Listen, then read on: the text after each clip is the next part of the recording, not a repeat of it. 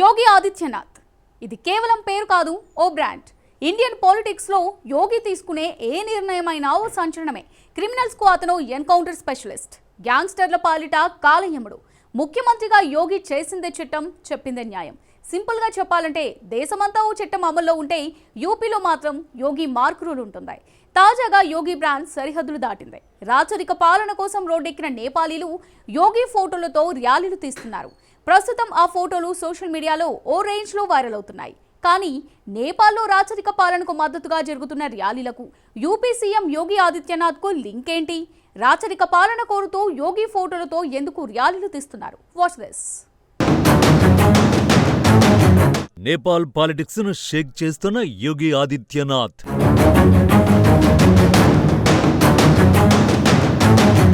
రాచరిక మద్దతు ర్యాలీల్లో UP CM యోగి ఫోటోలు.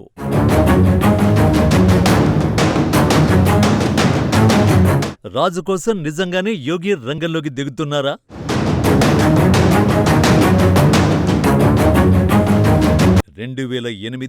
మే 28 240 ఏళ్ల షా రాజుల రాచరిక పాలనకు ముగింపు పలికి గణతంత్ర రాజ్యంగా నేపాల్ ఏర్పడిన రోజది. కానీ అదంత ఈజీగా జరగలేదు.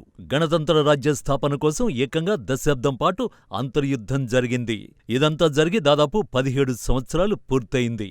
ఈ 17 ఏళ్లలో నేపాలీలు రియలైజ్ అయింది ఏంటంటే తమ గణతంత్ర రాజ్యం అనుకున్నంత ఘనంగా లేదని. ఫలితంగా నేపాల్ మళ్లీ నిరసన బాట పట్టింది.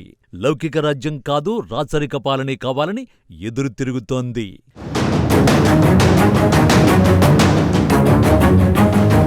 చాలా కాలంగా నేపాల్లో జరుగుతోంది ఇదే. ఇటీవల మాజీ రాజు జ్ఞానేంద్ర షా దేశంలో విస్తృత పర్యటనలు చేస్తున్నారు.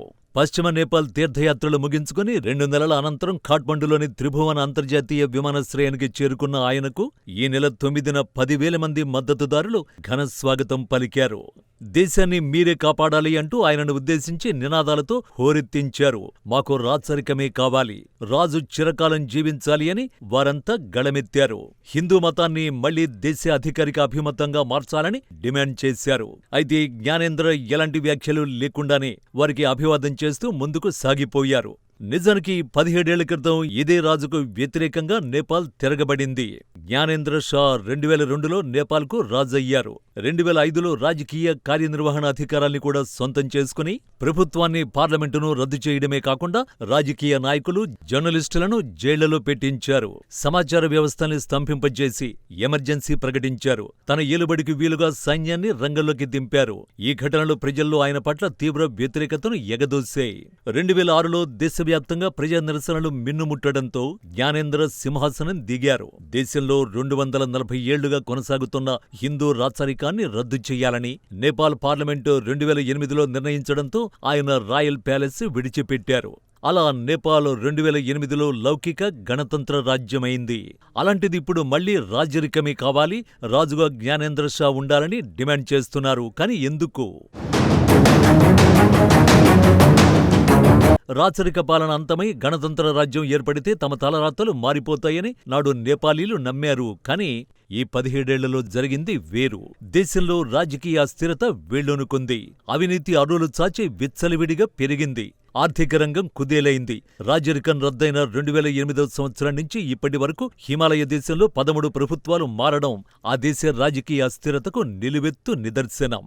దేశం మరింత పతనావస్థకు దిగజారకుండా ఉండాలంటే రాజకీయ వ్యవస్థలో మార్పు రావాలని నేపాల్ ప్రజలు భావిస్తున్నారు.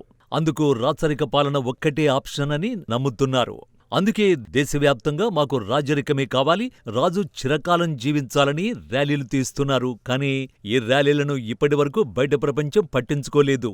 ఇప్పుడు నేపాల్ రాచరిక పాలన డిమాండ్ 140 కోట్ల మంది భారతీయుల అటెన్షన్ సాధించింది. అందుకు కారణం ఈ ర్యాలీల్లో యూపీ ముఖ్యమంత్రి యోగి ఆదిత్యనాథ్ ఫోటోలు దర్శనమివ్వడమే. కానీ నేపాల్లో రాచరిక పాలన డిమాండ్లకు యోగి ఆదిత్యనాథ్కు లింకేంటి? నేపాలీలు అసలేం చెప్పాలని అనుకుంటున్నారు?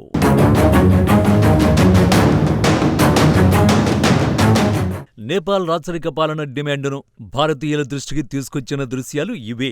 యూపీ ముఖ్యమంత్రి యోగి ఆదిత్యనాథ్ హఠాత్తుగా నేపాల్లో ట్రెండింగ్లోకి వచ్చారు. కానీ ఈ ర్యాలీలతో యోగికి సంబంధం ఏంటి? దీనికో కారణముంది. ఆ దేశంలో రాచరికానికి యోగి ఆదిత్యనాథ్ బలమైన మద్దతుదారు. మాజీ రాజు జ్ఞానేంద్ర షాతో ఆయనకు మంచి సంబంధాలు ఉన్నాయి. ఇటీవల జనవరిలో షా భారత్లో పర్యటించారు. ఆ సమయంలో కూడా యోగితో ఆయన భేటీ అయ్యారు. ఆ దేశంలో రాచరికానికి మద్దతునిచ్చే రాష్ట్రీయ ప్రజాతంత్ర పార్టీ వారు ఈ ర్యాలీ నిర్వహించారు. నేపాల్లో రాజు పాలనను పునరుద్ధరించాలని వారు డిమాండ్ చేశారు. ఈ సందర్భంగా మాజీ రాజు జ్ఞానేంద్ర షా ఫోటోతో పాటు యోగి ఆదిత్యనాథ్ ఫోటోలను కూడా ప్రదర్శించారు. అయితే ఈ ప్రదర్శన నేపాల్లో రాజకీయ విమర్శలకు కారణమైంది. దీనిపై ఆర్పీపీ పార్టీ ప్రతినిధి మాట్లాడుతూ తమ ఉద్యమానికి చెడ్డ పేరు తెచ్చేందుకు ప్రధాని కేపీ ఓలీ వర్గం ఈ చర్యకు కుట్ర పన్నిందని ఆరోపించారు. ప్రధాని సలహాదారు బిష్ణు రిమాల్ సూచన మేరకే ఈ ర్యాలీలో యోగి ఫోటోలు ప్రదర్శించారని పేర్కొన్నారు. కానీ రిమాల్ ఈ ఆరోపణల్ని తోసిపుచ్చారు. రాజకీయ విమర్శలను పక్కన పెడితే యోగి ఫోటోల ప్రదర్శన వెనుక చాలా పెద్ద కథే ఉందంటున్నారు విశ్లేషకులు. आदरणीय प्रधानमंत्री जी के नेतृत्व मार्गदर्शन में काशी की कायाकल्प हुई है।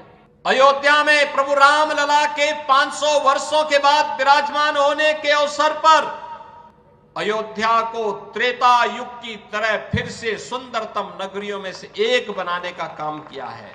महाकुंभ की सफलता उसका एक उदाहरण है। जैसे काशी की कायाकल्प हुई है, अब तो बारी इसी ब्रजभूमि की है। मथुरा, वृंदावन, बरसाना, गोकुल, नंदगांव, गोवर्धन, बलदेव, ये सभी पे विकास के लिए पैसे की कोई सीमा नहीं।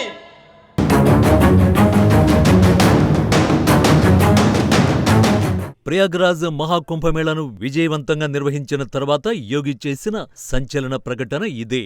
అయోధ్యలో రామాలయం నిర్మించుకున్నాం. ప్రయాగ్రాజ్ మహాకుంభమేళను విజయవంతంగా నిర్వహించాం. ఇప్పుడు మధుర, బృందావనం సర్వతోముఖాభివృద్ధిపై దృష్టి సారించబోతున్నట్టు తెలిపారు. నిజానికి ఒకప్పుడు ఉత్తరప్రదేశ్ క్రైమ్స్ కు కేర్ ఆఫ్ అడ్రస్ గా ఉండేది. యోగి ఎంట్రీ తర్వాత బుల్డోజర్ పాలనతో ఆ పరిస్థితులకు చెక్ పెట్టేశారు. గత 10 ఏళ్లుగా యూపీ ఆధ్యాత్మిక కేంద్రంగా అభివృద్ధి చెందుతోంది. అయోధ్య, కాశీ, మొన్నటి ప్రయాగ్రాజ్ మహాకుంభమేళ యూపీ తలరాతనే మార్చేసే. టెంపుల్ టూరిజం వంటి ఐడియాలజీలతో యూపీని $1 ట్రిలియన్ ఆర్థిక వ్యవస్థగా నిలబెడతానని యోగి పదే పదే చెబుతున్నారు. ఆ దిశగా ఇప్పటికే విజయం సాధించారు.